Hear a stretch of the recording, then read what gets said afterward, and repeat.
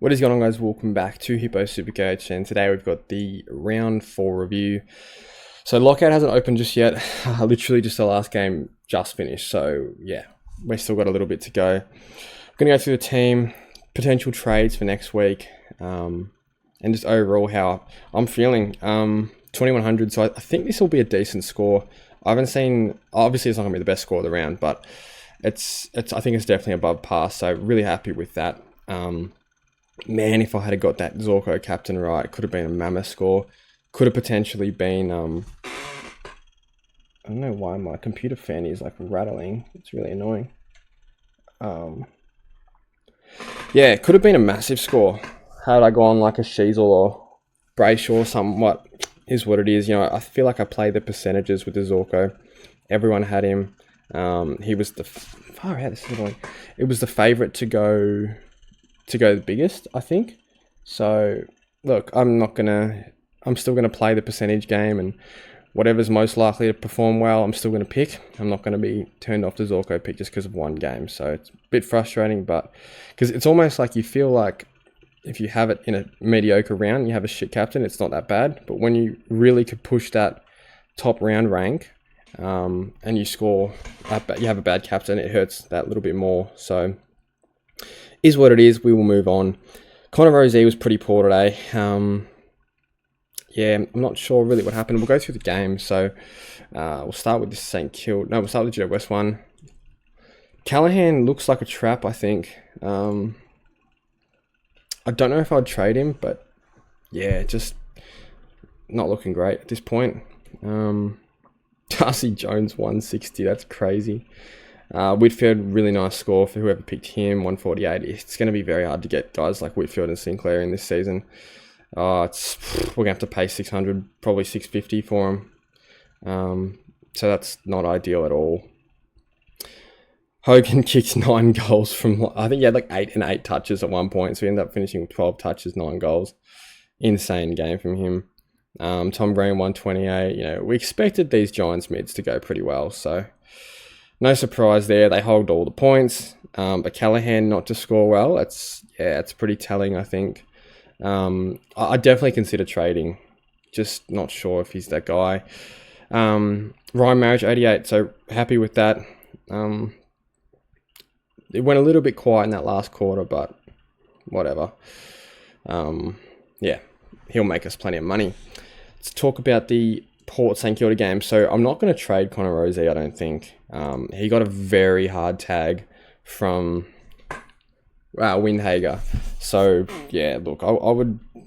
It's annoying having 2 poor scores in a row from Rozee, but it's only a matter of time before Butters gets that tag back. And I think this week was a bit of a point to prove. Obviously, Rozee took the piss against them in the practice match, went 160 on him. I think this was, to humble him a little bit. But yeah, Butters will start getting the tag, no doubt about it. Horn Francis 153. So damn, I'm glad I held him. I know a lot traded him out. It's one of those things, whenever you're trading premiums, you always run that risk of them bouncing back, and he's dropped to 150. So very happy with that. That's definitely helped the round score. For me, it was just a matter of I still think he'll be a top 6 forward, and the role wasn't really that much different. And obviously he came out on SEN or whatever he was on and said, he's got to pull his head in, blah, blah, blah, got to be better. And that was, pretty positive sign. And that's why I held him. Butters 107, really good game back. Yeah, he's going to be one we have to try and get in at some point, but it's going to be difficult at that price. I think he's 650 or something. So definitely waiting a few weeks. Anyone else from Port that's really relevant? Oh, yeah, so Moraes, a bit quieter today. Still going to make us some money, but hope he doesn't get dropped. I think there were definitely worse players than him, and Burn Jones is getting suspended without a doubt. Yeah, I think that's pretty much it from Port. Moving on to St Kilda, Nazai was really good. Jack Sinclair as well, kicked the ceiling goal. Jack McRae struggled a little bit today, but yeah, came through in the end with a nice ton. So, yeah, it looks like most people that didn't go Zorko captain probably went McRae captain. So, yeah, it's a tricky one. It seems like the ones that were obvious choices this week didn't go big, but everyone else did go big. So, whatever. Initially, I was thinking Travalia is probably a lock, but really faded out in that second half. So I honestly don't know if I'll be trading this week. There's potential cash gen for him, definitely, if you do want to downgrade. But I'm not sure it's a must at 170. I think if he was 100 or 113, I'd definitely do it. But yeah, that price, don't think it's an absolute essential trade-in. That's pretty much it for that one. We'll talk about the doggies. Boy, oh boy, it was nice watching these Freo guys dominate. Sarong 142, great game. No marks, they probably hurt him from going really big. But, 15 clearances, 24 contested. It was just a typical Caleb Sarong game. Andrew Brayshaw 135. We take that, obviously. Luke Ryan bounced back with a 134. Jackson went down with a hammy. Yeah, so he was... him as Sol Ruck is a scary, scary thought. I think he will be right up there. If Sean Darcy was ruled out for the season, you would have to bring him in, especially as a forward. It just shits me because I would have picked him had they have not said about they're going to play that Liam Reedy and they don't want Jackson changing his position and role all the time. I would have picked him 100%. But they said that, and I guess their minds changed one round in. So fair enough. Murphy Reid 73 kicked the ceiling goal. He looks really good. It's a bad miss, but we've got other rookies that are making money, so it's not the end of the world.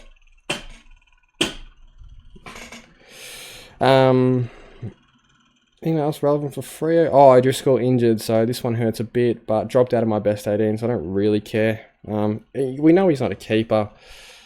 Hopefully we can get him for Nick Dacos soon after the Jordan tag.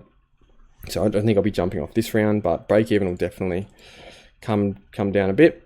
Sam Darcy, he kicked 5 goals. He's probably the best player in the comp, to be honest. I don't think he's Supercoach relevant, but he's pumping out good scores, so maybe he is. I don't know. I don't want him for now anyway. And Ballydale 110, so didn't think he played amazing, but the 92% disposal efficiency, no clangers, that definitely helped him.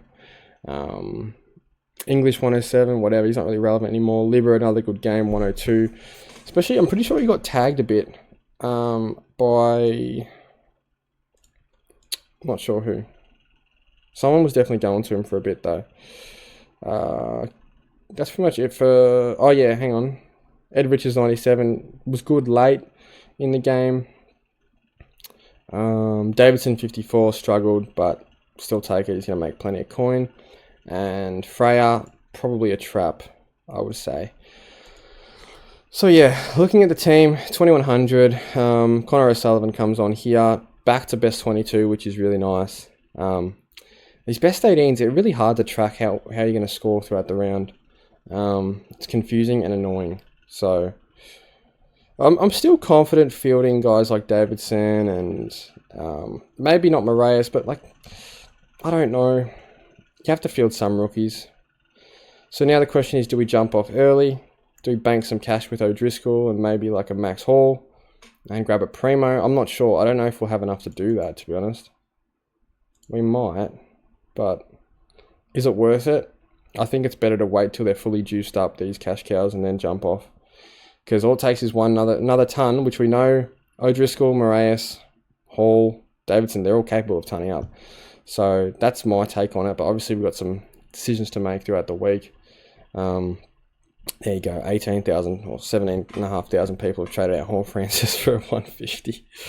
It's frustrating. It's definitely frustrating as a non-owner. Matt Rao, another one. I'm really surprised he didn't score well. Just did nothing after those first few minutes. Another option is to drop a Henderson to Travalia. That's probably the only thing I can think of doing this week. If we go to... How could we do this? Maybe we go by break even. And we just look for guys that have played that one game. Oh, Dudley. What did Dudley score? 46. Yeah, the role's not great. I just don't think I'll be picking him. Clay Hall, he was that one in the first game. I think it's really only Travalia. Where is Travalia? I don't even know where he is. Where actually is he? Oh, there he is. One game, minus 13 break even. Yeah, so I don't think I'll be doing it. I think I'll generally just hold all 3 trades this week. I've boosted 3 times already, so it's time to really settle down, prioritize some trades in those upgrade rounds, and yeah, just really just chill out a bit with the trades, because we will run out if we're going to trade as aggressively as we are. Like, the thought of Rosie going, it's tempting, but I mean, who are you going to grab? I still don't think the top 8 mids are very clear cut, so I'm willing to hold Rosie. He's not going to get a hard tag like that every week. But yeah, that's it for the video, guys. Hope you enjoyed, and I'll see you in the next one.